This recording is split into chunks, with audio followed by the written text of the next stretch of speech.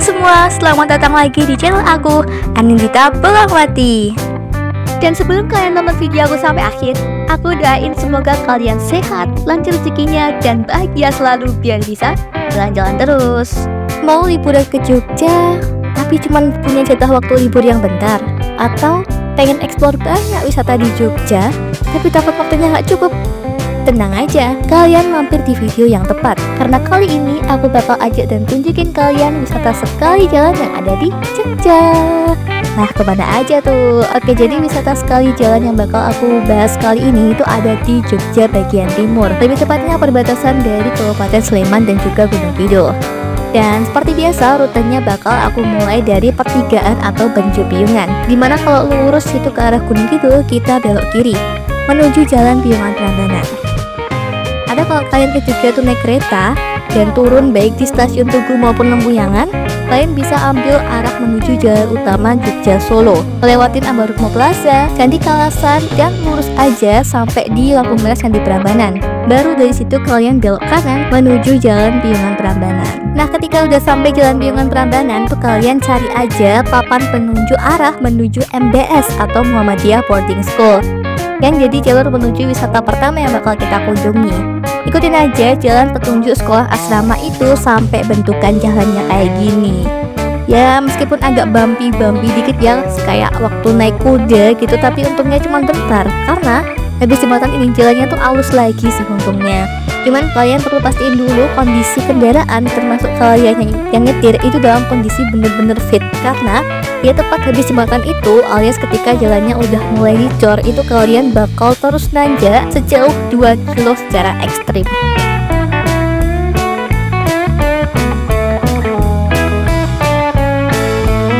Saking nikmatin perjalanan, gak kerasa aja udah sampai di spot pertama, yaitu Tebing Breksi. Ya, mungkin sebagian besar dari kalian udah pernah tahu ya nama tempat ini.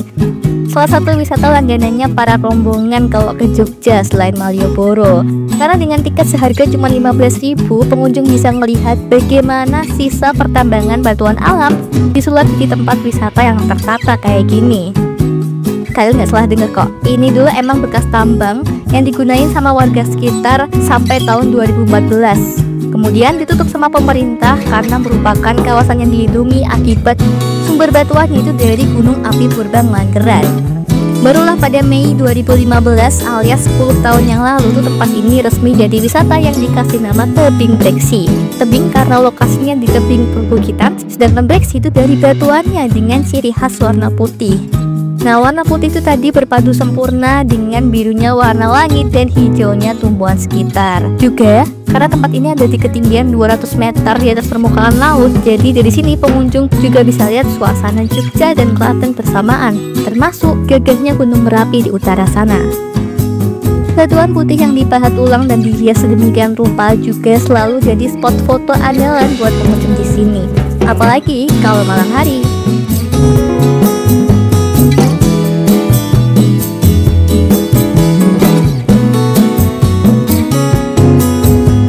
Meskipun tadi jalannya menanjak, tapi Tebing Breksi itu bukan wisata tertinggi di kawasan ini. Ada lagi loh sebuah candi yang saat ini jadi candi tertinggi di Jogja. Lokasinya nggak jauh dari Tebing Breksi dengan ketinggian 360 mdpl. Inilah Candi Ijo, sebuah kompleks candi Hindu yang terdiri dari 17 bangunan yang dibangun di tanah berundak dengan satu candi utama di posisi tertinggi. Nah, kenapa harus dibangun di tempat setinggi ini? Karena menurut keyakinan masyarakat di zamannya atau di zaman pembangunan candi ini, semakin tinggi posisi tempat peribadatan, semakin dekat dengan penciptanya. Disebut Candi Ijo juga bukan karena panoramanya yang banyak tumbuhan hijau ya, melainkan bukit ini sendiri itu namanya adalah Gumuk Ijo. Gumuk yang berarti bukit, ijo yang berarti warna hijau. Nah, pengunjung lokal yang mau kesini cukup bayar Rp5.000 saja dan bisa nikmatin suasana berbeda saat berada di candi tertinggi di Jogja. Waktu terbaik mengunjungi candi ini tuh biasanya sore menjelang malam ya, alias pas sunset gitu, karena emang view-nya menghadap ke barat. Tapi beruntungnya pas kami kesana, kami jadi bisa nemu suasana lain yang bisa dinikmati kalau kalian ke candi ini.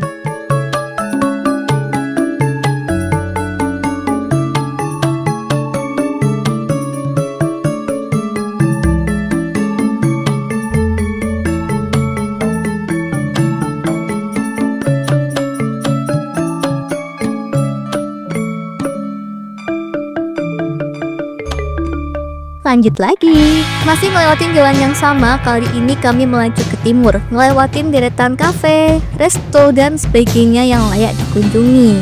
Menembus syahdunya kabut yang lagi turun di kawasan Bukit Selatan pagi ini.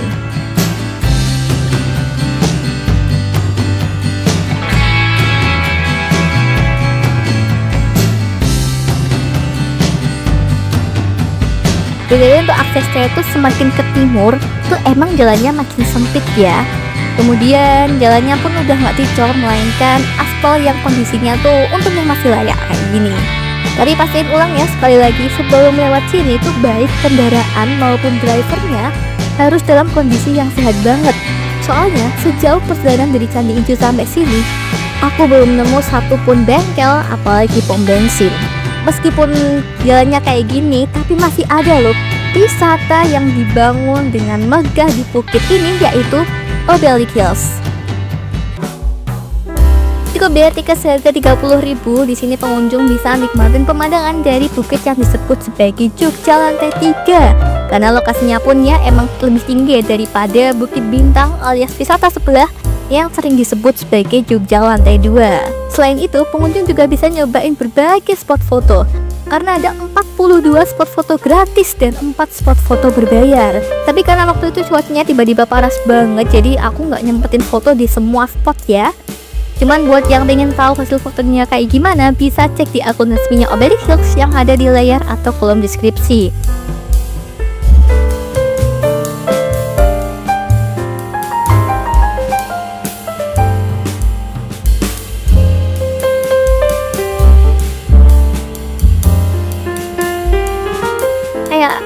Obelisk yang lain, makanan di sini pun juga enak banget dengan harga yang sangat terjangkau.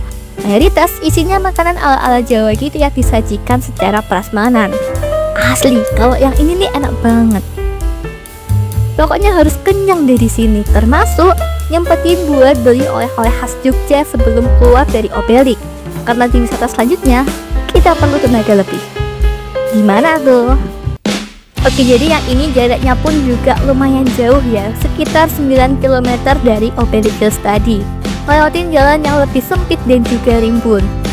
Dari tadi pun aku juga nggak begitu lihat penerangan jalan, jadi usahain kalau kesini malam hari itu lebih hati-hati.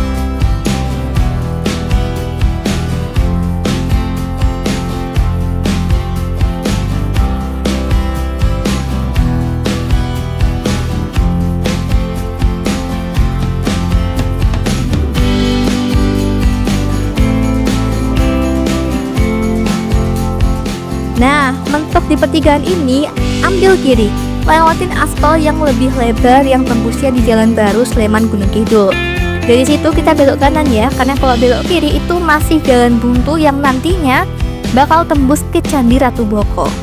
Dan jembatan yang baru kita lewatin ini namanya Jembatan Sembada Handayani, pembatas Kabupaten Sleman dan Gunung Kidul.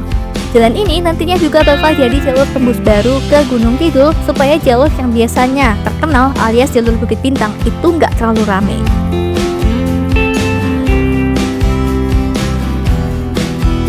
Di depan ada perlimaan, kalau belok paling kiri ke Klaten, belok paling kanan ke Pago, kita ambil lurus.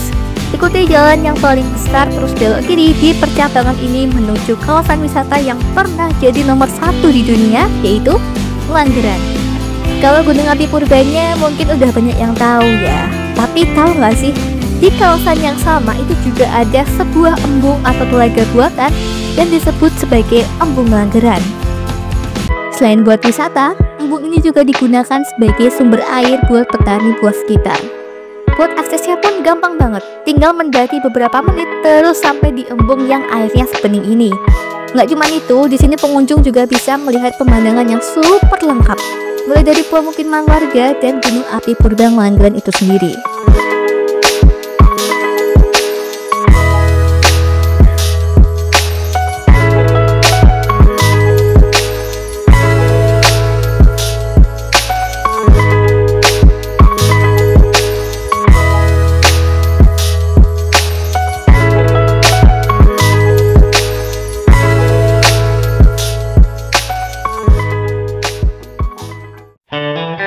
Selesai nikmatin pemandangan di Embung Agung Lenggeran, kali ini kami maju ke barat nyebrang Jalan Sleman Gunung Kidul yang tadi menuju daerah yang disebut sebagai Bukit Tower.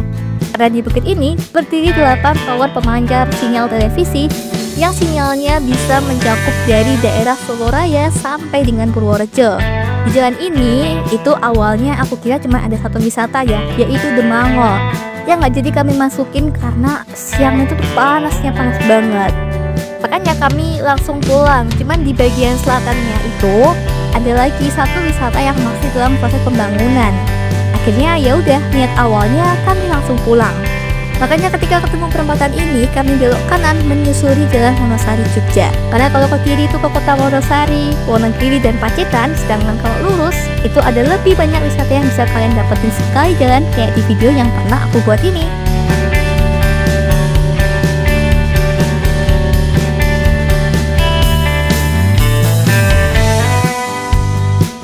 Nah, itu dia, wisata yang baru dibangun dekat Demangol tadi. Kelihatan jelas banget dari Bukit Bintang. Kira-kira apa? Oke, jadi sebulan setelah video tadi direkam, akhirnya kami tahu kalau itu adalah wisata baru yang disebut piknik. Ya, emang sesuai namanya, karena di sini kalian bisa piknik seolah-olah lagi keliling dunia loh, karena ada berbagai replika landmark dunia yang dibangun di sini. Mulai dari Kolosium Roma sampai dengan replika Singa Merlion yang di Singapura.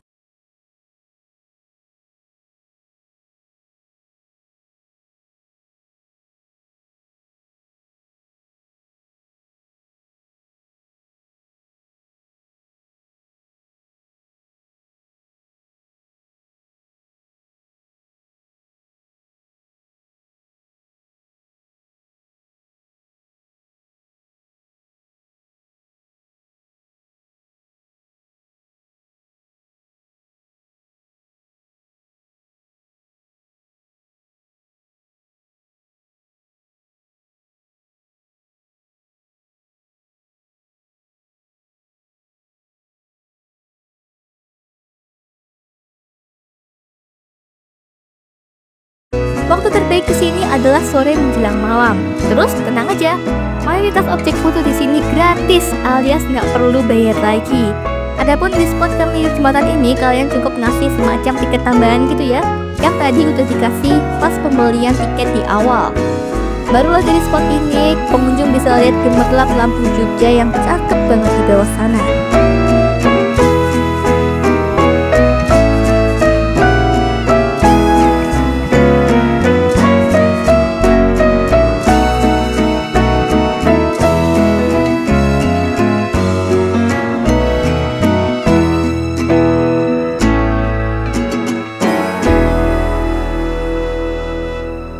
Bagian lain yang aku suka dari piknik ini ramennya sih jujur, karena pilihannya tuh banyak dan bisa milih sendiri, terus dimasakin dan kita tinggal terima jadi kayak gini.